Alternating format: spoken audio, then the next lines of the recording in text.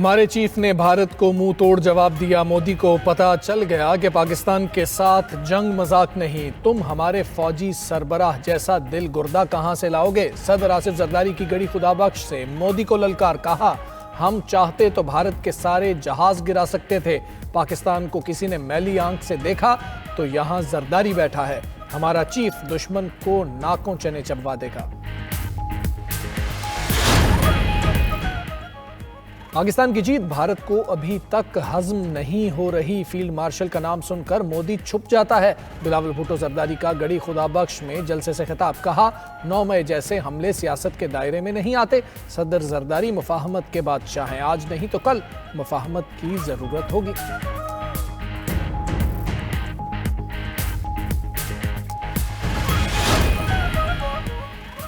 حکومت نے عادل راجہ پر انسدادی دہشت گردی ایکٹ کے تحت پابندی لگا دی۔ نوٹیفیکیشن جاری، وفاقی کابینہ کی عمل درآمد رپورٹ 7 روز میں کابینہ ڈویژن کو بھیجنے کی ہدایت۔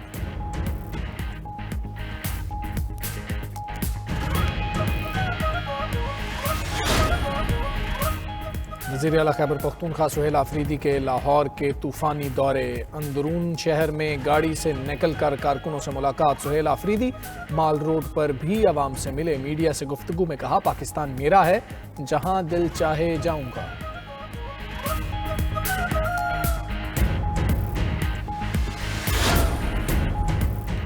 حکومت کی تحریک انصاف کو ایک بار پھر مذاکرات کی دعوت۔ مشیر وزیر اعظم رانا ثناء اللہ نے کہا جمہوریت بات چیت سے بڑھتی ہے، ڈیڈ لاک سے نہیں، مسائل کا حل مذاکرات سے ہی ممکن ہے، مگر بانی پی ٹی آئی شروع سے ہی مذاکرات پر یقین نہیں رکھتے۔ جیل میں بیٹھ کر افراتفری کی اجازت نہیں دی جا سکتی۔ ان کے وزیر اعلیٰ نے پنجاب میں ہلڑ بازی کی، اس کے باوجود بھرپور سیکیورٹی دی گئی۔ اسپیکر ایاز صادق نے کہا ملک کو مستحکم کرنے کے لیے مل کر چلنا ہے۔ نون لیگ اور پیپلز پارٹی کا طویل اننگز کھیلنے کا ارادہ ہے، ہمارے دروازے اپوزیشن کے لیے کھلے ہیں، پی ٹی آئی والے جب چاہیں مذاکرات کے لیے آ سکتے ہیں۔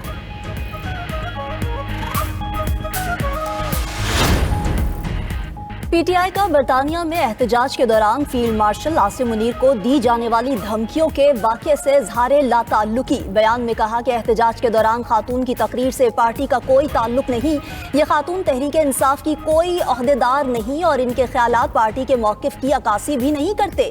پی ٹی آئی جمہوری، آئینی اور پرامن سیاسی جدوجہد پر یقین رکھتی ہے۔ حکومت پاکستان بریڈ فورڈ میں احتجاج اور اس دوران عسکری قیادت کے خلاف دھمکی آمیز بیانات کا معاملہ برطانیہ کے ساتھ سفارتی سطح پر بھی اٹھا چکی۔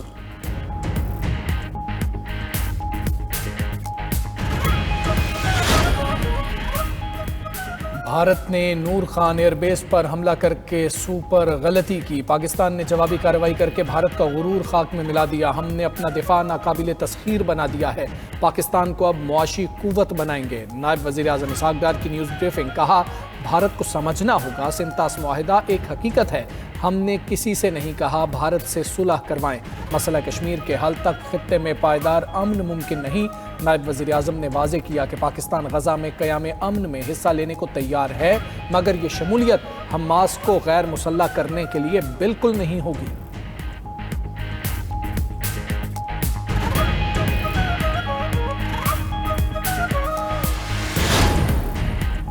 بھارتی اخبار دی ہندو نے 2025 کو بھارتی خارجہ پالیسی کی ناکامیوں اور ہزیمت کا سال قرار دے دیا۔ پہلگام فالس فلیگ آپریشن سنگین سیکیورٹی ناکامی ہے۔ بھارتی کارروائیوں کے بعد طیاروں کے نقصانات پر خاموشی نے بھارت کی ساکھ کو نقصان پہنچایا۔ دی ہندو کا اعتراف، بھارت کو عالمی سطح پر سفارتی سبکی کا سامنا کرنا پڑا۔ مودی سے وابستہ توقعات حقیقت کا روپ نہ دھار سکیں۔ 2025 ملک کی خارجہ پالیسی کو توقعات پر پورا نہ اترنے پر وعدوں کے بکھرنے کا سال ہے۔ امریکی تعلقات کے لیے یہ سال بھارت کے لیے صدی کا مشکل ترین سال ثابت ہوا۔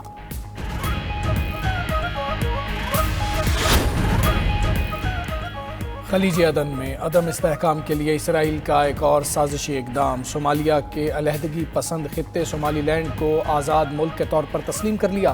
پاکستان، ترکی، مصر سمیت مسلم ممالک کی اسرائیلی اقدام کی شدید مذمت۔ اسرائیل کے اعلان کو مکمل طور پر مسترد کر دیا۔ ترجمان دفتر خارجہ نے کہا پاکستان صومالیہ کی خود مختاری اور علاقائی سالمیت کے خلاف ہر کوشش کی نفی کرتا ہے۔ صومالیہ کی وحدت اور علاقائی سالمیت پر کوئی سمجھوتہ نہیں ہوگا۔ اسرائیل کا غیر قانونی اقدام پورے خطے کے امن کے لیے خطرہ ہے۔ پاکستان کی آزاد فلسطینی ریاست کی بھی غیر متزلزل حمایت، کہا فلسطین کا دارالحکومت القدس شریف ہوگا۔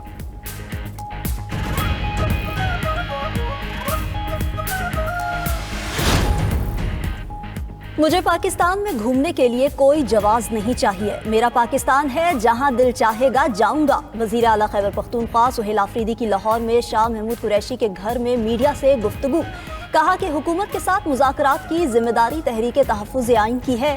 وزیر اعلیٰ سہیل آفریدی کی ڈاکٹر یاسمین راشد کی رہائش گاہ پر بھی آمد، اہل خانہ سے ملاقات، کہتے ہیں ڈاکٹر یاسمین راشد کی سیاسی اور سماجی خدمات خواتین کے لیے مشعل راہ ہیں۔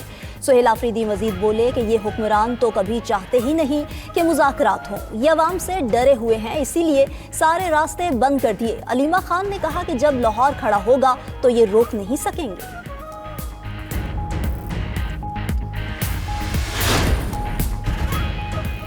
وزیر اعلیٰ کے پی سہیل آفریدی کو پنجاب میں خوش آمدید کہا، جو زبان انہوں نے استعمال کی کوئی اور نہیں کر سکتا۔ سہیل آفریدی کی سیکیورٹی کو یقینی بنایا، لبرٹی مصروف شاہراہ ہے۔ وزیر اعلیٰ کے لیے ٹریفک بندی کی، ان کو پیدل جانے سے کسی نے نہیں روکا۔ بغیر لسٹ کے لوگوں کو پنجاب اسمبلی میں گھسایا گیا، ان کو پنجاب کے عوام نے کبھی رسپانس نہیں دیا۔ وزیر اطلاعات پنجاب عظمہ بخاری کی پریس کانفرنس، کہا پنجاب میں امن و امان کی صورتحال تسلی بخش ہے، منشیات فروشوں کا خاتمہ، جرائم میں کمی خوشائند ہے۔ سیکیورٹی انتظامات بہتر بنانے کے لیے ڈرونز خریدے گئے، کچے کا علاقہ 100% کلیئر نہیں ہوا، کچے کے ڈاکو ہوں یا پکے کے کوئی نہیں بچے گا۔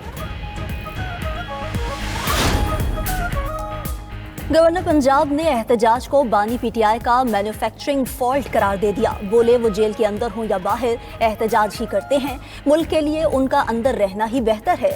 بانی پی ٹی آئی کو کسی اور جیل منتقل کرنے کا مطالبہ نہیں کیا۔ صدر زرداری نے 14 سال قید کاٹی، بے نظیر بھٹو بچوں کے ساتھ جیل کے باہر بیٹھی ہوتی تھی۔ محترمہ نے کبھی ملک خلاف ریاست خلاف بات نہیں کی۔ گورنر کے پی فیصل کریم کنڈی بولے پی ٹی آئی والے آپس میں ایک پیج پر نہیں، کچھ مذاکرات چاہتے ہیں اور کچھ انتشار۔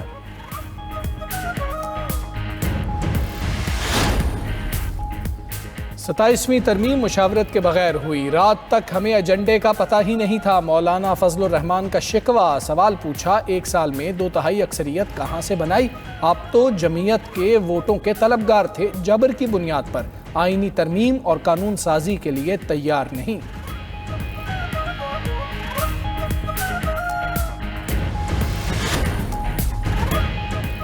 سابق وزیر خزانہ اور پہلی خاتون governor state bank Shamshad Akhtar انتقال کر گئی۔ انتقال حرکت قلب بند ہونے کے باعث ہوا۔ نماز جنازہ کل کراچی میں نماز ظہر کے بعد ادا کی جائے گی۔ شمشاد اختر کے انتقال پر صدر مملکت، وزیر اعظم شہباز شریف اور فیلڈ مارشل عاصم منیر کا اظہار افسوس۔ معاشی میدان میں مرحومہ کی خدمات کو خراج تحسین پیش، کہا شمشاد اختر کو بینکاری کا قومی اور بین الاقوامی وسیع تجربہ حاصل تھا، ان کی خدمات ہمیشہ یاد رکھی جائیں گی۔ وزیر خزانہ محمد اورنگزیب، گورنر اور وزیر اعلیٰ سندھ سمیت دیگر سیاسی قیادت بھی مرحومہ کے درجات کی بلندی کے لیے دعا کو۔